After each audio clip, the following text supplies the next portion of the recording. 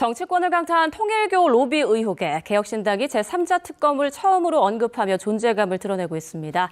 개혁신당 이준석 대표와 함께 다양한 정치 현안들 짚어보겠습니다. 안녕하십니까? 네, 안녕하세요. 네. 지난 7월 말 개혁신당 대표로 이제 취임하셨잖아요. 네. 당 홈페이지에 들어가 봤더니 오늘보다 더 나은 내일을 약속합니다라고 이렇게 대문글이 쓰여 있던데 지난 5달 어떠셨습니까? 아무래도 대선 이후에 저희 개혁신당 인지도가 많이 높아졌고요. 그리고 뭐 당원들도 많이 늘었고요. 그러다 보니까 재정비하는 시간을 많이 가졌습니다. 그래가지고 저희가 또 전산 시스템이라든지 아니면 지방선거를 위한 AI 기반 뭐 이런 시스템 같은 것들 많이 만들고 있었습니다. 네, 정말 바쁘게 보내셨네요. 네. 여러 현안이 많은데 통일교 특검부터 좀 얘기를 나눠볼게요. 이르면 오늘 개혁신당과 국민의힘이 특검 법안을 공동 발의한다 이런 얘기가 있었는데 지금 어느 정도 진행되고 있습니까? 내용의 세부 이제 이견은 거의 다 좁혀진 상태다 이렇게 볼 수 있을 것 같습니다. 그리고 특검 추천에 대해서는 다만 이제 뭐 조금 이견이 있었지만은 이것은 국민들이 오늘도 여론조사들을 보면요. 이것을 강하게 추진하길 바라는 여론이 높아지고 있는 걸 느낄 수 있었습니다. 예. 그렇기 때문에 저희가 뭐 이건 지체하지 않고 최대한 빨리 국민들에게 완성된 특검 법안을 제출할 수 있도록 하겠습니다. 그 추천 얘기해 주셨는데 네. 법조계에서 복수의 인사를 특검으로 추천하고 개혁신당에서 압축한다는 안 이게 맞는 건가요? 저희는 그렇게 주장을 해왔고요. 그런데 이제 또 국민의힘 쪽에서는 또 내부에서 그것에 동의를 받는데 다소간의 복잡한 과정이 있나 봅니다. 그렇기 때문에 지켜보면서 저희가 하지만 이 특검에서 가장 중요한 거는요. 국민의힘 인사도 민주당 인사도 지금 이미 언급이 되고 있습니다. 예. 그렇기 때문에 편파적인 특검을 비춰서는 안 되는 겁니다. 그래서 특별검사를 누가 정하는지가 굉장히 중요하기 때문에 저희도 원칙적으로 임하고 있습니다. 그러면 김건희 특검팀의 수사 은폐 의혹도 담기는 건가요? 그 부분은 이제 민주당 차원에서는 국민의힘 차원에서는 예. 계속 얘기하는데 김건희 특검이 28일쯤에 이제 활동 기한이 종료가 됩니다. 그럼 그 수사 성과나 아니면은 이런 거 일단락이 되고 난 다음에 저희가 논의해 볼 수 있지 않을까라는 생각을 가지고 있습니다. 그렇군요. 자, 그리고 마침 김건희 특검팀이 대표님을 모레 네. 소환 조사하기로 했잖아요. 네. 그러니까 3년 전 당대표 시절 공천 개입 의혹을 들여다보겠다는 건데 어떤 입장이신가요? 그러니까 결국 수사하겠다는 게 그래서 이제 뭐 저를 피의자로 구성한다는 논리가 이거거든요. 예. 국민의힘 당대표 시절에 국민의힘의 업무를 방해했다, 공천 업무를 방해했다. 그래서 업무방해 혐의거든요. 네. 냉정하게 그러니까 사장이 회사를 업무방해했다라는 게 아주 성립하기 어려운 그런 혐의입니다. 그렇기 때문에 어떤 것을 가지고 얘기하는지 한번 들어보겠습니다. 네, 자, 알겠습니다. 분위기를 좀 바꿔보겠습니다. 그제 쿠팡 청문회에서 남은 건 이준석 대표의 영어 실력뿐이었다. 이런 얘기가 나오고 있고요. 저희 YTN 예. 돌발 영상에서도 그 소식을 다뤘는데 예. 뭐 통역 듣지도 않고 바로 답도하시고 부러웠습니다. 사실 뭐 제가 뭐 해외에서 대학을 다녔기 때문에 말하고 듣기에 문제는 없지만은 또 원래 제가 그래서 처음에 진행되기 전에 사실 쿠팡 청문회 이전에 현안 질의를 저희가 한 열흘 전에 했었거든요. 예. 근데 그때 이 진행되는 거 보니까 외국인 분들이 하는 말을 다 통역해가지고 듣고 제가 다시 한국어로 질문하고 그걸 통역해서 전달하고 이렇게 하다 보니까 맥이 끊어지는 거는 첫 번째요. 그리고 상대 쿠팡 임원이 어떨 때는 다분히 의도적으로 조금씩 틀어가지고 이제 얘기하거나 아니면 통번역 과정에서 약간의 오류가 생길 경우에 원하는 답변을 듣지 못하고 시간만 날리는 경우가 굉장히 많았습니다. 예. 그래서 이번에 제가 최민희 위원장님께 말씀드렸던 게 그러면 제가 한국어로 한번 얘기하고 영어로 제가 한번 얘기해가지고 제가 통역까지 하면 어떻겠습니까? 이렇게 했는데 그거는 이제 국회 규정상 좀 곤란한 부분이 있고 그리고 또 속기록을 남겨야 되는 것 때문에 그런 게 있고 뭐 여러 가지 이유로 안 됐고 그래서 그냥 어쩔 수 없이 순차 통역으로 하게 됐는데 제가 말하는 건 그래서 한국어로 이제 조심스럽게 하는데 가끔 답변 들을 때 제가 이제 원래 제가 토론하고 그러면 상대 답변들은 바로 치고 나가야 되잖아요. 그 버릇 때문에 이제 바로 이제 제가 응답하고 이래가지고 네. 통역사 끼어들 타임이 없었던 것 같습니다. 네. 습관이었다. 이런 예, 좀 이게 말씀이시군요. 너무 이게 이번 쿠팡 청문회 보면서 많은 예. 국민들이 실망하셨겠지만요. 이 맥락이 끊어지면서 우리 국민들이 시원하게 듣고 싶은 대답을 못 들었던 적이 있어가지고 제가 또 이렇게 성급하게 하게 됐습니다. 개인적으로 굉장히 부러웠고요. 영어 실력이. 그리고 무엇보다 이번 쿠팡 청문회에 대해서 맹탕 청문회였다 이런 얘기도 많이 나왔는데 네. 가방위원으로서 어떻게 좀 평가를 하실지 그리고 앞으로의 절차는 어떻게 좀 예정돼 있는지도 궁금하네요. 그러니까 아마 저희 과방위에서 IT 쪽으로 전문성을 좀 가지고 있는 사람은 저랑 아마 제 옆에 이혜민 의원님일 거거든요. 그래서 저희가 이제 기술적인 질문 같은 것들 왜냐하면 지금까지는 딱 드러난 부분만 쿠팡이 시인을 합니다. 그래서 사실 아까 했던 그 질문들도 깊게 캐물으면서 그 IT적인 관점에서 물어보는 것들이었는데 솔직히 캐묻긴 좀 어려웠습니다. 이런 방식으로는. 그런데 또 배경훈 부총리님도 또 이런 IT 백그라운드가 있고 하다 보니까 지금 과기부가 주도하고 또 이렇게 해서 조사를 하고 있거든요. 근데 그것의 결과가 나중에 버무려가지고 한 번 더 국회 절차가 필요할 것 같다. 그리고요, 솔직히 쿠팡에서 이번에 대표이사를 신임으로 바꾸면서 이렇게 의사소통이 어렵게 만든 거는 매우 의도적인 행위고 국회의 고유한 권한을 방해하는 행위이기 때문에 저는 개인적으로 이번에 쿠팡에 대해 가지고 이거는 좀 엄한 규제가 필요하다 이런 생각하고 있습니다. 국정조사 가능성도 있을까요? 국정조사라는 것도 아까 말했던 것처럼 방식이 좀 바뀌어야 될 것 같습니다. 예를 들어 요즘 사기업 같은 경우에는 자동 인재 통번역기 같은 것들을 쓰기도 하거든요. 그래서 이런 맥이 끊어지지 않도록 하는 것을 이번에도 저희가 그저께 진행되는 와중에 제가 그래서 최민희 위원장님한테 가서 요즘은 핸드폰만 이렇게 켜도 자동 통번역이 되기도 하는데 그렇죠. 차라리 이걸 모니터로 띄우면 어떻겠냐 이렇게 제안드리기도 했었거든요. 근데 현장에서 이제 모니터 연결하고 이런 준비가 잘 안 돼 있어가지고 이번에 못했지만은 다음번에 우리 국회 과방이든 아니면 어디 국정조사를 하든 그러면은 조금 그런 국민들을 위한 최소한의 준비는 돼 있어야 되지 않겠나 그런 생각입니다. 네. 자, 그리고 최근 이 대표께서 이재명 정부에도 거침없이 쓴소리를 하고 계신데 생중계 업무 보고와 관련해서 뭐 한 당국의 논쟁에는 반지의 제왕도 역사하냐 이런 말씀하셨고 그리고 인천공항공사 사장과 논쟁에는 팥쥐 엄마 보는 것 같다 이렇게 일가를 하셨단 말이죠.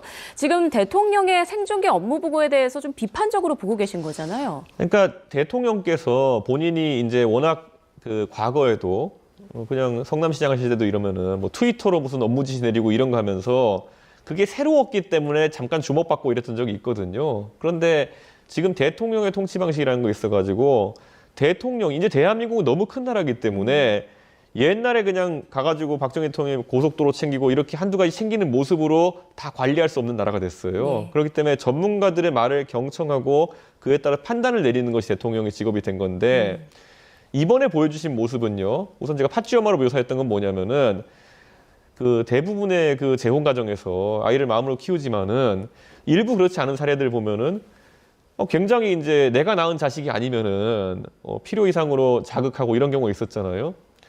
저는 이번에 이재명 대통령이 그 동북아 역사재단 박지양 이사장이나 아니면은 인천국제공항공사 이학재 사장한테 보였던 모습이라는 거는 정말 내가 낳은 자식이 아닌 뭐 이런 마음으로 하는 것 같은 느낌이 들어가지고 너무 보기가 안 좋았습니다. 특히 이학재 사장에 대해서 할 때는요.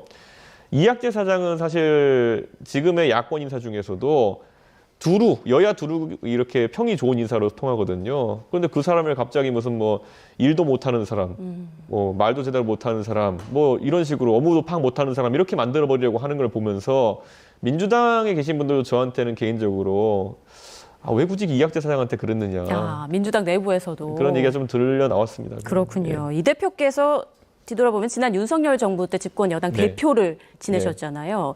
비교해 봤을 때 지금 이재명 정부의 반년은 좀 어떻게 평가하십니까? 아무래도 윤석열 대통령의 그 마지막 모습이 너무 안 좋았기 때문에 이재명 대통령이 기저효과를 상당히 누리고 계신 것도 맞습니다.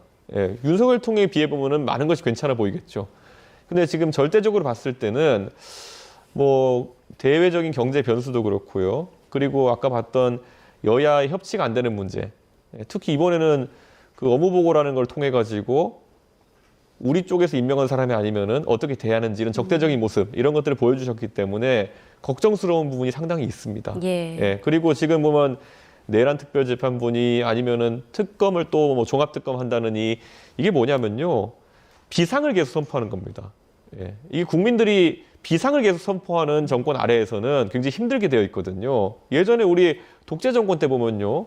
계엄부터 시작해가지고 뭐 통행 규제부터 시작해서 이런 것들이 자꾸 들어가게 되면은 그냥 굉장히 국민들이 심지어 위축되는 그런 효과가 있는데 국민들한테는 계속 아니면 야당에 대해서는 계속 비상을 선포하면서 본인은 뭐 냉장고를 부탁해 예능도 나오시고 이렇게 하시잖아요. 그러니까 비상이면 비상답게 아니면 그냥 평시가면 평시답게 해야 되는데 나는 내 거 할 거 다 누리면서 야당에는 아니면은 또 국민들에게 비상을 자꾸 거는 것 자체가 저는 굉장히 위험한 행동이다 생각합니다.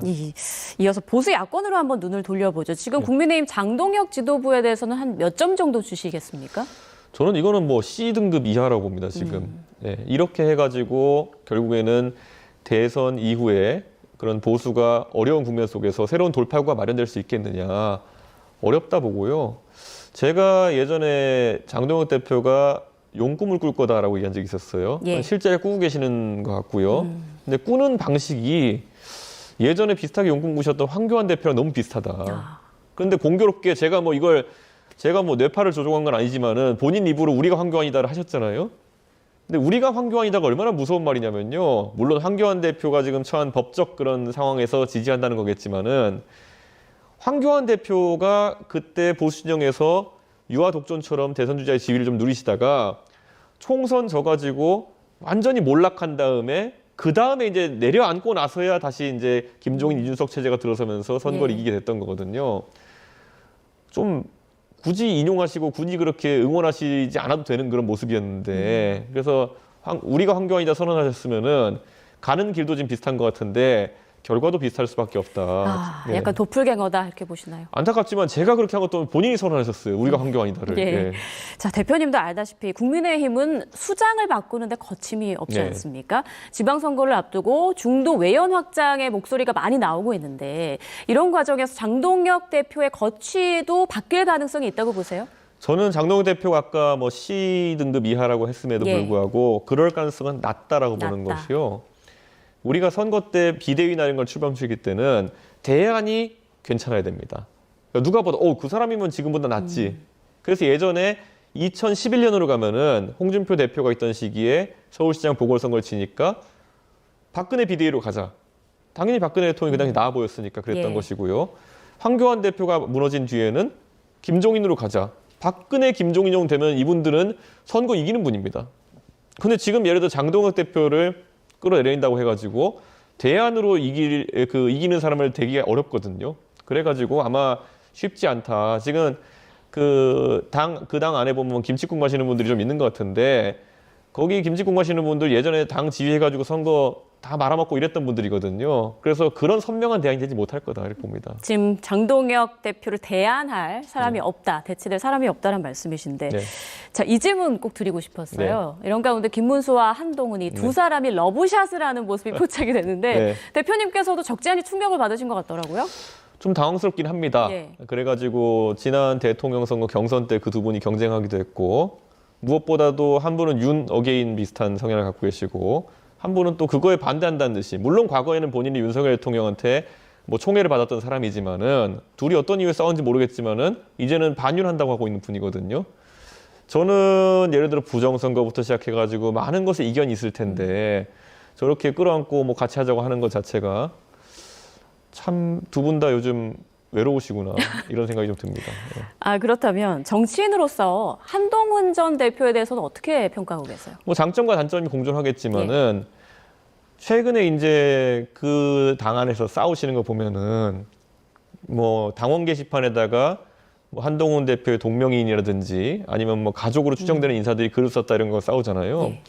그다지 뭐 주제 자체가 건전한 주제는 아닌 것 같아요. 이게 뭐 독립운동하다가 쫓겨나고 이런 분위기는 아니고 그 안에서 뭐 어디 게시판이란 곳에 무슨 글을 썼느니 마느니로 하다가 조금 그냥 좀 뭐라 할까요? 치기 어린 모습 또는 찌질한 모습 비춰져 가지고 이렇게 싸우고 있는 건데 저는 그 뭐 국민들 다수가 관심이 없을 거라 봅니다. 예, 나라를 위해서 무슨 정견을 놓고 대립하는 건 아니잖아요. 그게 지금. 평가할 가치가 없다 이렇게 보시는 그냥 좀 건가요? 실수했으면 그냥 실수했다고 넘어가면 되는 건데 그 끝까지 인정 안 하니까 자꾸 이런 게 뉴스에까지 나오는 건데 사실 저는 이미 그냥 좀 그분이 좀 특이한 취미가 보다. 있는 분이구나 하고 결론 내렸습니다, 저는. 예. 그렇군요. 자, 그런가 하면 오세훈, 안철수, 유승민 이 세 사람과는 어떻게 보면 대표님과 결도 비슷하고 생각도 비슷한 부분이 많은 것 같은데 나중에 연대 가능성도 좀 열어두고 계신지도 궁금하네요. 그분들이 뭐 용기 있는 선택을 한다 그러면은 저희 개혁신당과 못할 이유가 없죠. 그런데 그분들이 용기 있는 선택을 하지 않고 예를 들어 그 국민의힘이라는 바운더리 내에서 소속되어 가지고 뭘 도모하신다고 했을 때는 제가 항상 이런 비유를 합니다. 저도 일본에 가면 개인적으로 친한 정치인들이 있습니다. 그래서 소통도 잘 되고 뭐 여러 관점도 비슷하고 그런데 만약에 일본의 뭐 자민당에서 당 차원에서 한국에 대해서 좀 이상한 얘기를 한다 그러면은 그 당과는 함께할 수 없는 거죠. 마찬가지로 그분들 한 분 한 분 전부 다 정말 훌륭한 분들이고 저희와 같이 일할 수 있는 좋은 분들이지만은 당의 상황이 저러면은 좀 뭘 같이 하기는 어려울 것 같습니다. 예. 이제 지방선거가 반년도 네. 안 남았잖아요. 이제 대표님께서도 경기지사 후보로 이렇게 이름이 계속 거론되고 있는데 네. 단도직입적으로 여쭤볼게요. 출마 가능성 전혀 없는 겁니까? 동탄 주민한테 물어봐가지고 당신이 동탄의 일을 해결하는 데 있어서 좀 더 큰 직책을 맡는 게 좋겠다. 이러면 제가 고민해 보겠는데요. 예. 아직까지는 다들 고민 중이신 것 같습니다. 예. 본인은 어떠십니까? 저는 동탄밖에 걱정이 없습니다. 동탄밖에. 지금. 머릿속에 일단은 동탄밖에 지금은 없습니다. 없다. 예. 말씀이시군요.